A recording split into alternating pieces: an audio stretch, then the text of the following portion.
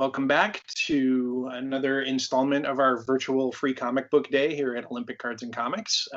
As we've been interviewing comic creators left and right, and it is my extreme pleasure to welcome to our event here today, Lilah Sturges. Lilah has been a friend of mine for many years now, it turns out, and we don't get to talk nearly often enough, so you'll forgive us if this turns into friends talking instead of a regular interview. Lilah, why don't you introduce yourself to our attendees here at the store? Hi, welcome to the store. I'm Lilah. I write comics. I didn't know I was going to introduce myself. Let's see. I have written Lumberjanes original graphic novels. I've written The Magicians. I've written a bunch of superhero comics for DC, and I also wrote a few comics for Vertigo back in the day, and even wrote a comic with you. Yes. Part of the DC work that we both shared was DC's second attempt to use the Red Circle Archie superheroes, and you were writing the Web while I was writing the Shield, and we crossed over in the Mighty Crusader special along with Brandon Jerwa, who I got to talk to as well. So it's old home week here today. That's right. So I'm gonna start out with what was sort of your gateway drug comic? What was the comic book that you remember reading going, oh, comics are great? What was the one that started the love affair? Sure. So when I went to college, my first and best friend in college was a fellow named Chris Robertson, whose name you may know. He is the creator of iZombie, among many other wonderful comics. And he is the one who introduced me to comics just as a concept. So I did not grow up reading them. I spent most of my formative years in a little town in West Virginia where the only, sorry, I'm shooing a cat, where the only comics that we had were just a bunch of old issues of like The Incredible Hulk in a spinner rack in an old-timey drugstore. And I don't think those comics were ever rotated out. I think they were there for my entire childhood. So it was the book that nabbed me was Sandman, because I had no idea that a comic could be that. You know, I just thought it was all superheroes and Zap Pow, you know, and I had no idea that comics could be something other than that. And so that comic hooked me and was absolutely my gateway drug for everything that followed. Excellent.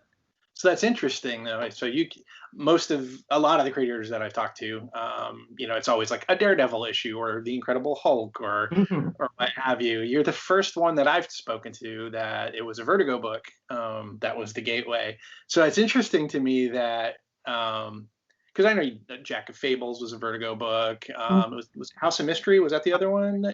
Yeah. But we got to know each other through JSA and the Web, the Shield, that stuff. So how did you find superheroes? It was so weird for me coming to it totally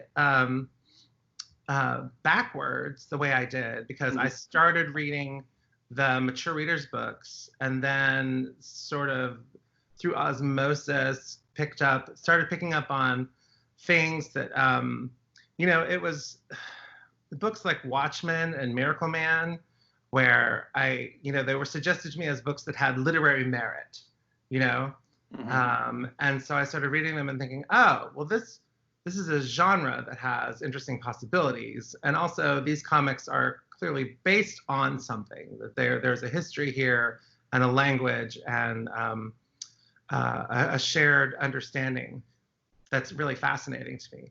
So coming at it as an adult was really interesting. And that was, the way that I always viewed my superhero books was sort of writing as a stranger in a strange land, that I was coming to this from a slightly different angle. And I think that showed up in some of the stuff that I wrote, especially the later stuff, where I got a lot more confident and was able to just write more of the things that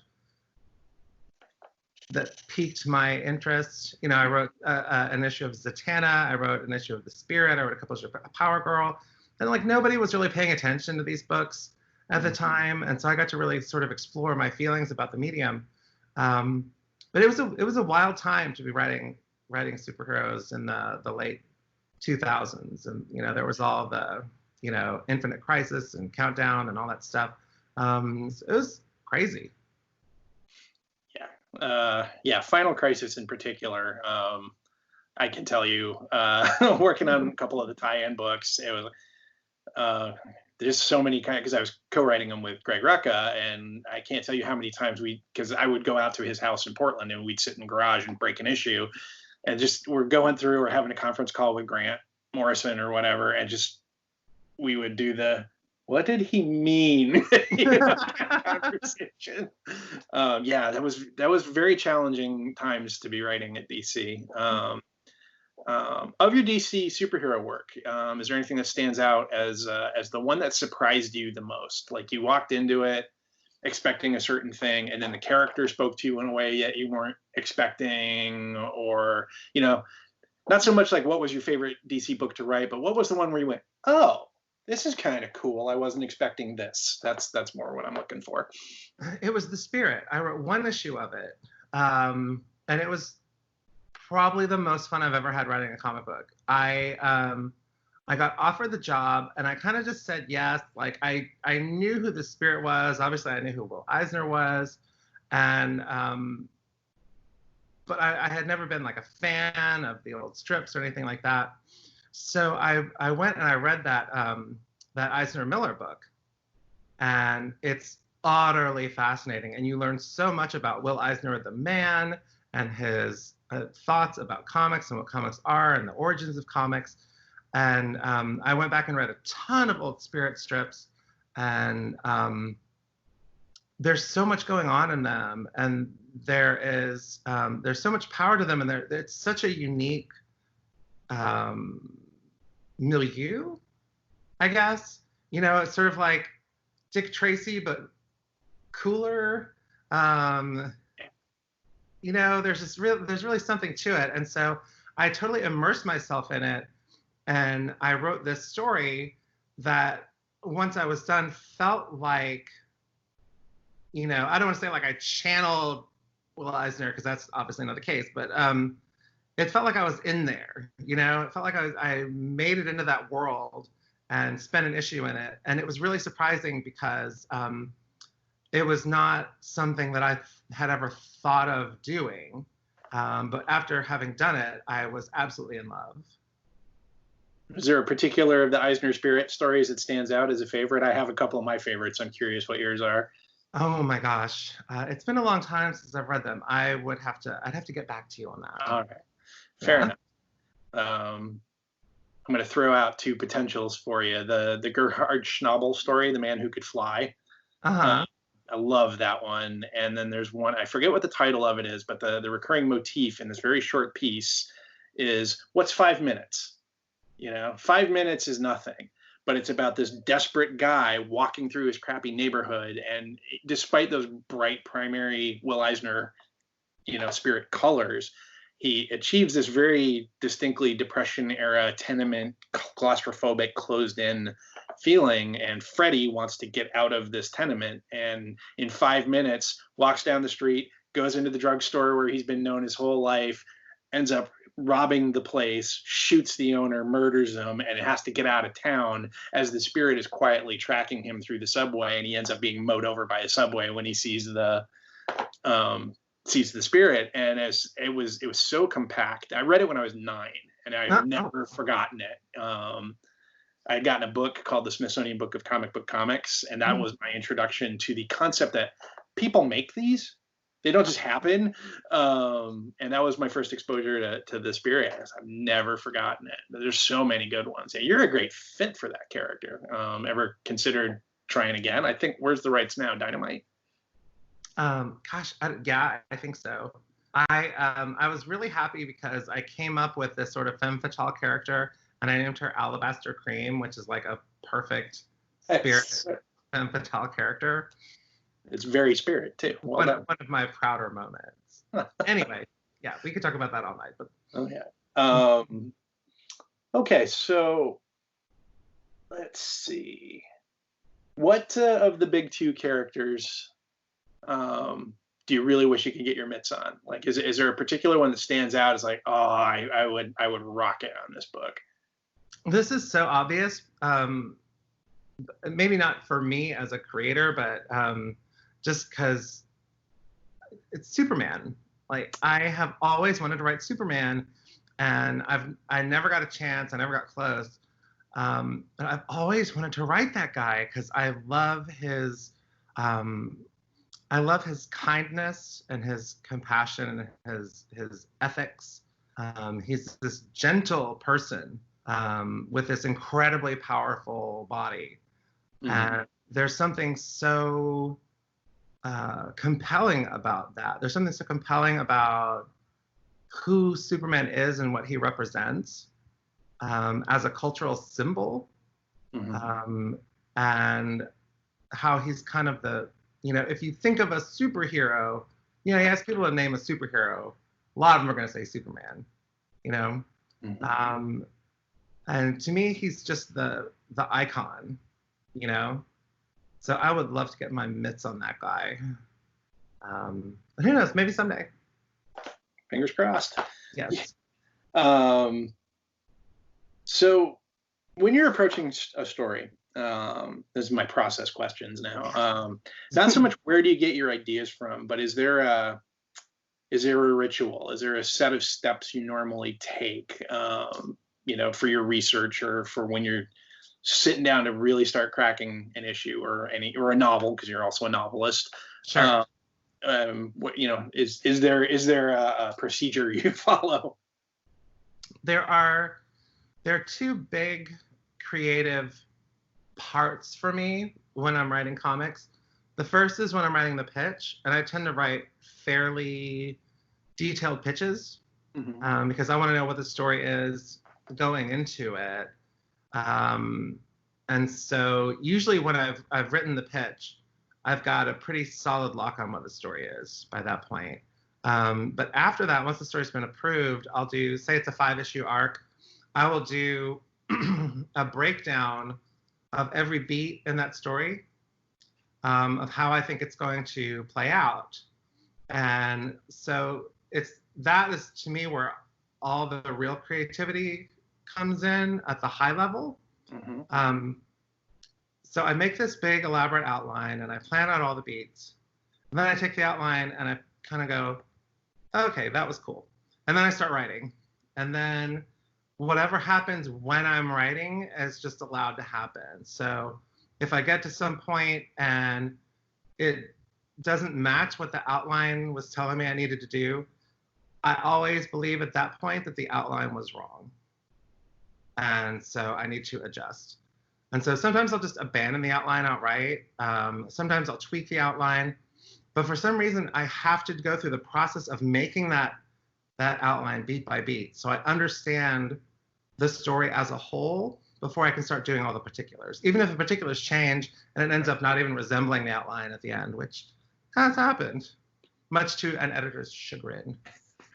Yeah, that was an occasional process of mine on the Shield and Mighty Crusaders stuff, was starting with a very detailed outline and then just telling our editor, Rachel, trust me, it'll be fine. It just got fuzzier and fuzzier as we went along. That's sometimes fun. It sort of feels like working without a net, but so what was the most challenging of the comics work so far? What was the one that you walked into thinking was going to be a breeze and was like, oh, this is way harder or deeper or not what I thought it was? Ooh, good question. I'll tell you, writing the JSA was a whole thing because I went into it thinking, I know who these characters are. And then I thought, well, I'll just go back and read some JSA. Well, you don't just go back and read some JSA. There's a lot of that stuff. And, you go back far enough, you go back into the 40s, and it's a different world.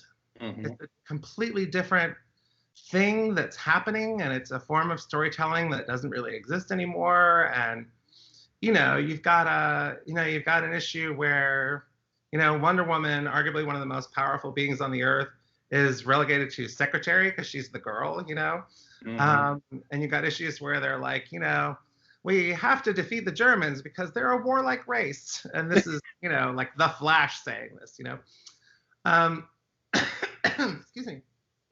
So trying to come to terms with all of that history was really overwhelming, and it was fortunate that I was doing that project with Bill Willingham, because he was a lot more confident about it. He was just like, "Oh, I'll just do it; it'll be fine," and it turned out fine. But it was a very daunting prospect once I realized kind of the depth of what I'd gotten myself into, and that there was so much history and so many characters, and you know, and so many beloved runs about those characters. And so, yeah, it was a lot. It was daunting.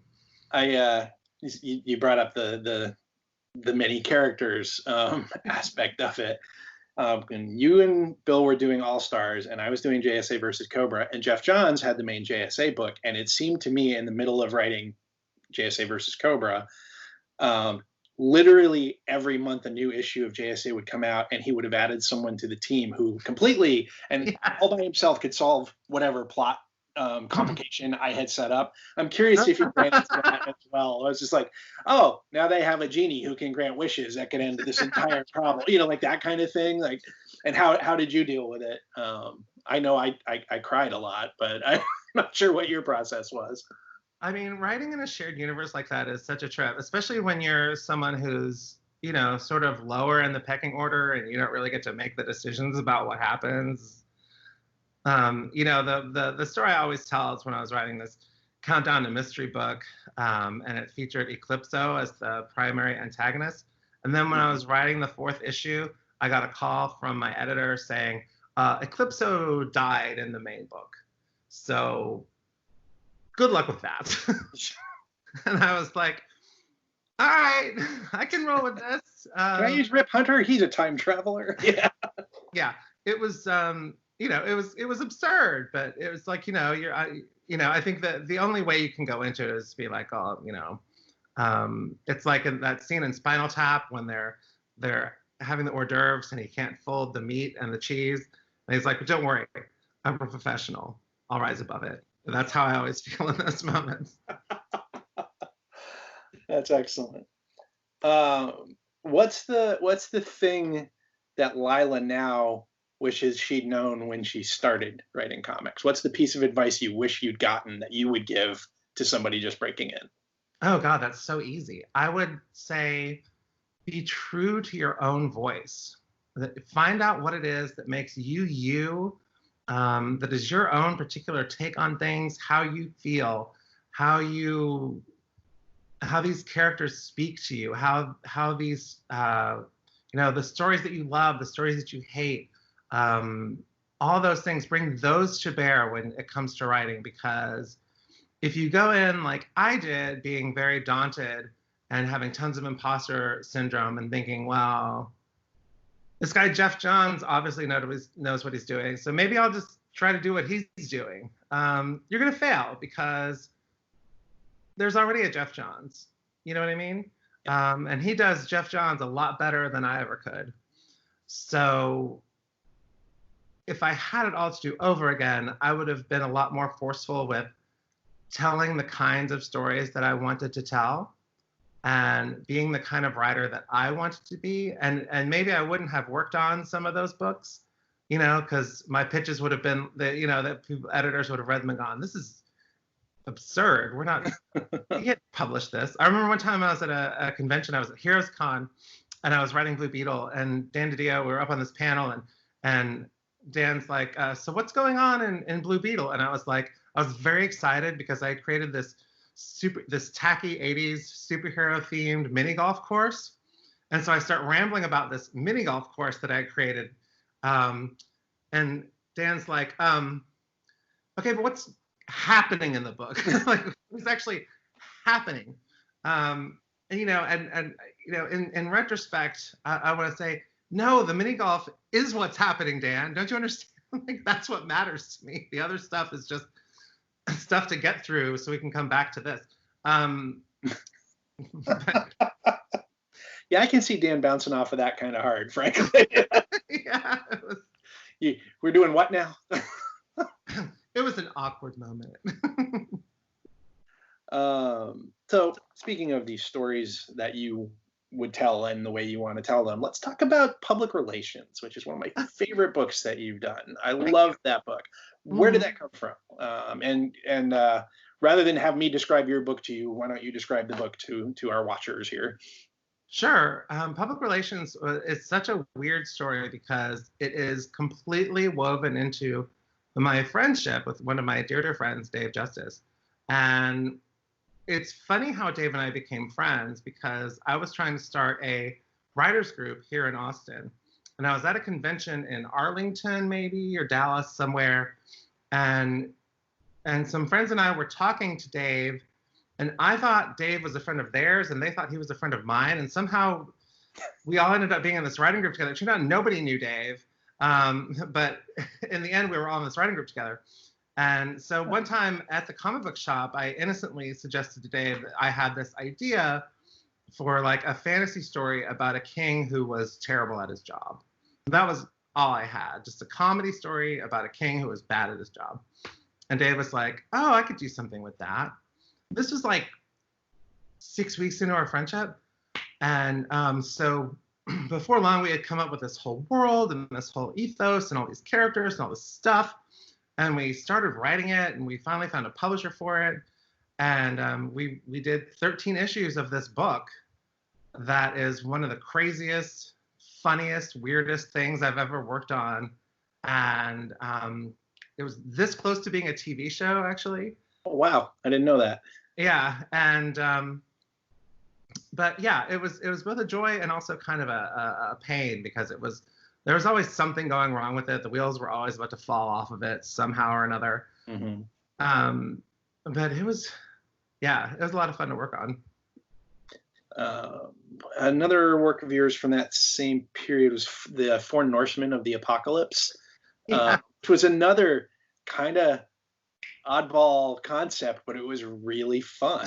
So is that it's almost Terry Pratchett-esque, and that's not praise I throw out lightly. Thank you. You're one of like 6 people who's read that book. In the interest of full disclosure, you did have me design your logo, so that's true. Yeah, the inside joke on that one. But that's true. No, Four Norsemen was the book that now I realized. So when I wrote that book, I was really struggling in a dark pit of despair. And if you go back and read the book, you can kind of see that it was written by someone who was really struggling with something. Mm-hmm. Because the humor is very bitter. The humor is very dark. That may be why I liked it. But and also, this was the time when I was just beginning to struggle with the whole thing of gender. Mm-hmm. And so it's this book that is just filled with all this venomous, toxic masculinity. I mean, that's really what the book is about. It's about the lowest, most base depths of the male id. And and kind of my fascination with and disgust with it all at the same time. And so writing that book was kind of like purging some stuff for me, and it gave me a little bit of clarity then when I realized that I was trans and I needed to transition. But it's funny because it's such this like macho book. It's like 4 dudes in a van driving around, drinking beer and having adventures, and yeah, it's crazy. I don't know. I'm sorry? Life is weird. Life is weird. That would have been a great tagline for the book. Death is weird. Everyone in the book is dead. So are you reading a lot of comics these days? You checking out the landscape, as it were? Or I find, in my case, I have a hard time reading a lot of comics because I'm up to my neck in comics as work. Yeah. Do you run into that, or are you still a pretty avid consumer?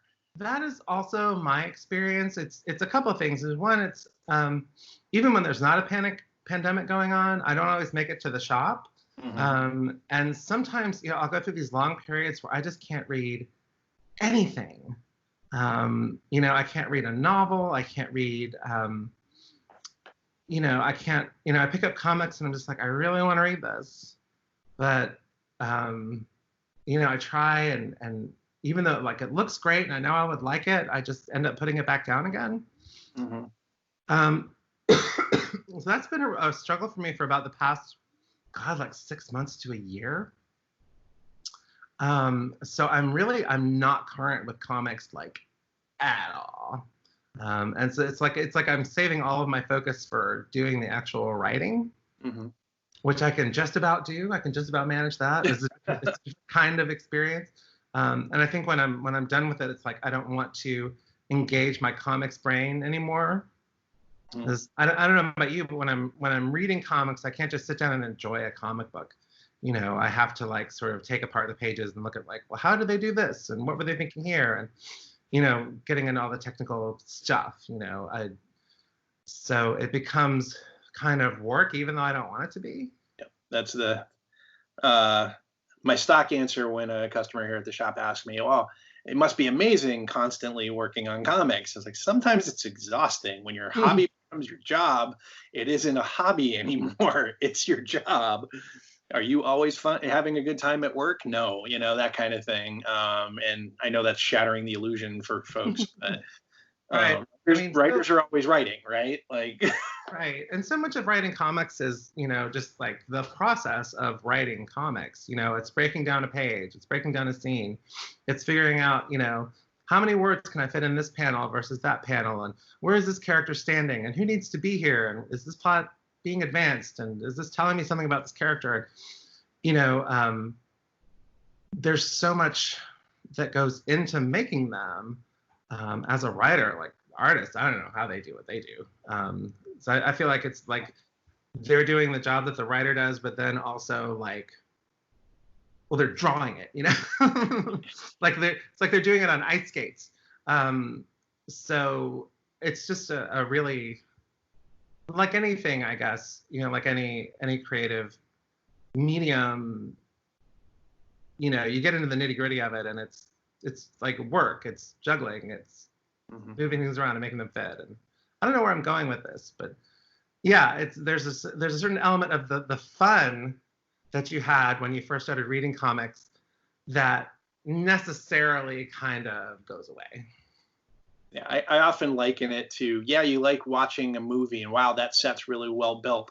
The guy who had to hammer the nails into the wood probably didn't think it was the most fun day he'd ever had, Yeah.